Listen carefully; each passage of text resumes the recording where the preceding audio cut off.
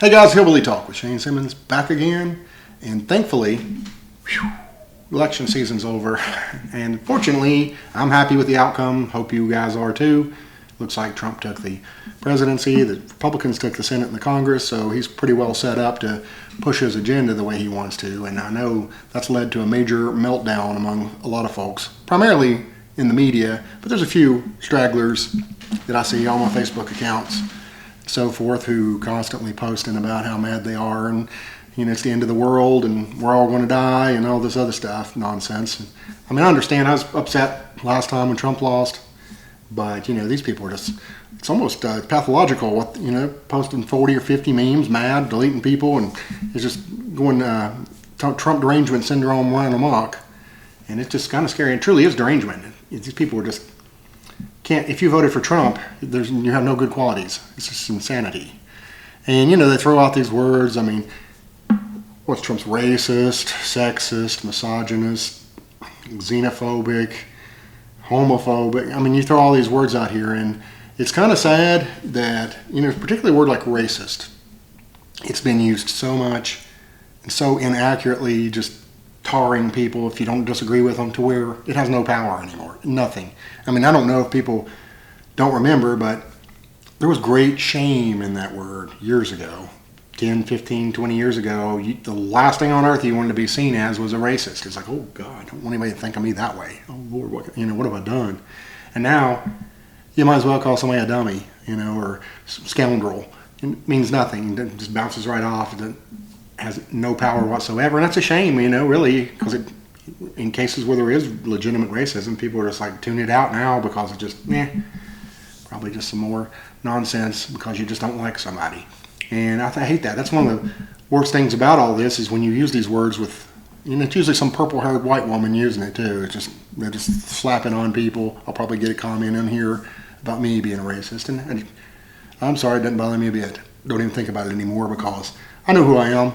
I know what I am. And whatever you say about me means nothing. It just bounces right off. And I'm sorry that the bane of your existence, it's on you, not me. And I feel like that's what's happened with a lot of these voters. You saw that black men and Latinos came out in droves for Trump, at least compared to prior elections. And I think they see the true essence of the man. Can you imagine that? For like the last 9 years, they've tarred and smeared him as a racist and all this kind of stuff. And then I think they've seen, what? I don't see any evidence of that. I don't see where's the proof at. So they came and voted, and because how else can you explain that? How do you explain 25% of black men voting for Trump? How do you explain almost half of Latinos voting for him? They see that this is all media driven, and it's completely inaccurate, and it's unfair, and they rejected it, and I'm proud to see that.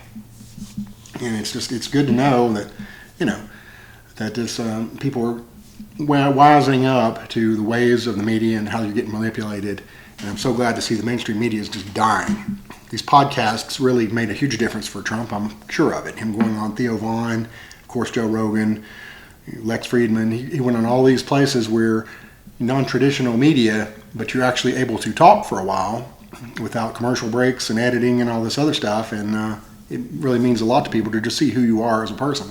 And I think that really did him a lot of points that Kamala avoided, and I wonder if it is because they knew she lacked substance, or maybe she just didn't have the likability factor. It's one of those things. The more you saw of her, the less she appealed to people. That's just a fact. I mean, it showed up in the elections. So, that's part of it. It's interesting to see it, and I want to see how this all shapes up going forward.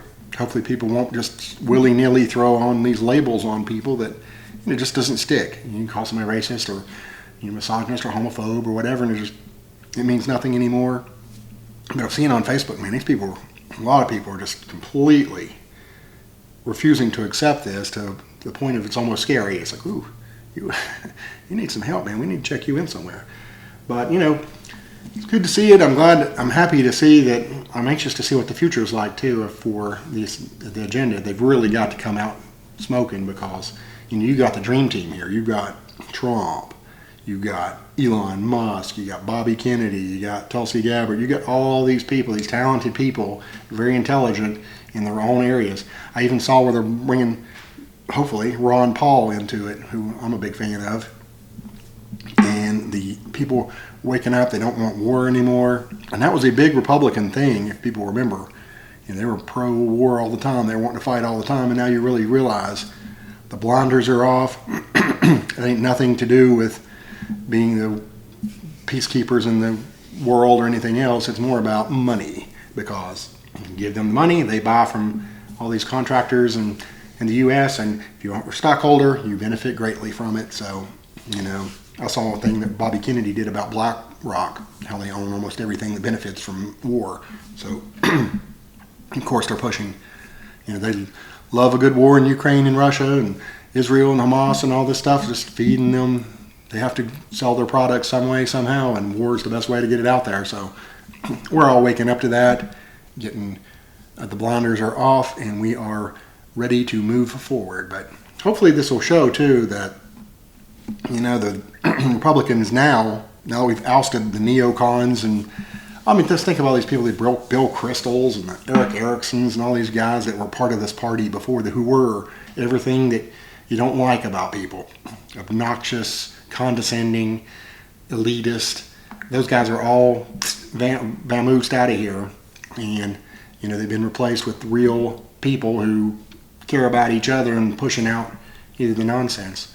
That's the thing about Trump, too, is that I think a lot of I think it's why you've seen a lot of the men, black and Latinos, really warm up to Trump is, people engage in locker room talk, as I know it's been labeled before, and under the liberal regime, if you said one dumb comment or thoughtless or whatever, you were excommunicated, cut off. They want you dead, just about.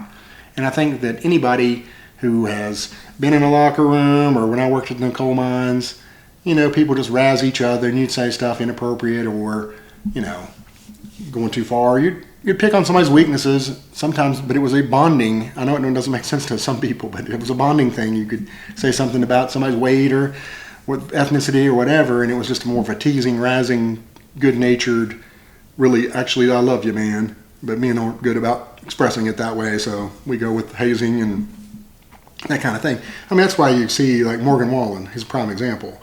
I think you started to see a little bit of a shift in this stuff. It's like, this guy makes great music. Did he say something dumb? Sure he did, but he owned it.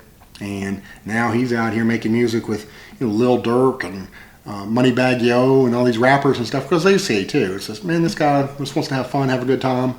Did he do something dumb? Sure, but we all do. We all need grace. We all need forgiveness, and let's just move forward and have that good time and fun that we're looking forward to. And I think that makes a huge difference, and I think that positivity is what's drawing people into this new party. I wish they could change the name of it. I don't like the word Republican because I refuse to. Just when I think of the Mitt Romneys and the John McCain's, I can't stand the thoughts of being associated with that. Even George W. Bush at this point. It's just, I don't want to be a part of that perception, but on the other side of it is, I certainly don't want to be a Democrat with the hate that's being spewed. It's just venomous. It's just toxic, truly. These people are hurting their own mental health with this kind of stuff. It's just a shame, but anyway, that's my thoughts on the election, and hopefully we'll move forward and be happier when things start to get move in, and you see all this, just people trying to micromanage and control your life.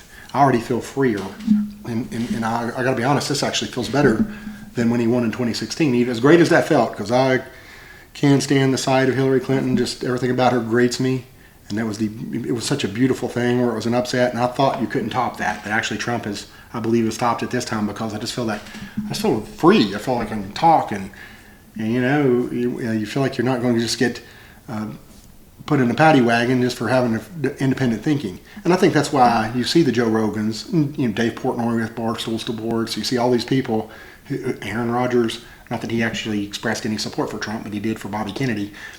You see that these people, a lot of people pride themselves on being independent thinkers and not agreeing with 100% on everything with either side. It's just like, you pick and choose and you decide what's best for yourself. And I think that's why all those people ended up aligning with the Trump camp, is because when you have the thought police out here and trying to make you all just a number, it's a scary prospect. So I think that's why they all, they look at Rogan, Elon Musk, even Trump, Of course, obviously Bobby Kennedy and Tulsi Gabbard, they were all Democrats at one point, and they've all moved in that lane because there's no place for them. So you can't have that. You can't think differently than them and survive. So I'm glad to see him. Welcome aboard, and I wish we could change the party's name to something different and let the Bill Kristols and the Mitt Romneys and them head out and get with those elitists who look down on everybody because, the mainstream media, all those guys, they got this little tiny little sliver of thing, but they have tons and tons of power and reach. And I'm just so glad to see it fail this time, and I think that'll just keep on going because, these pollsters were so far off. The mainstream media is so ridiculous, and if you listen to their explanations even now for how Trump won, so far off base, it's just like they have no clue. They're never going to get it. That's all right by me, too. We'll just keep on trucking, and the numbers will grow and grow and grow in the future if they don't fix something. So anyway, all right, guys. Hope to see you again soon.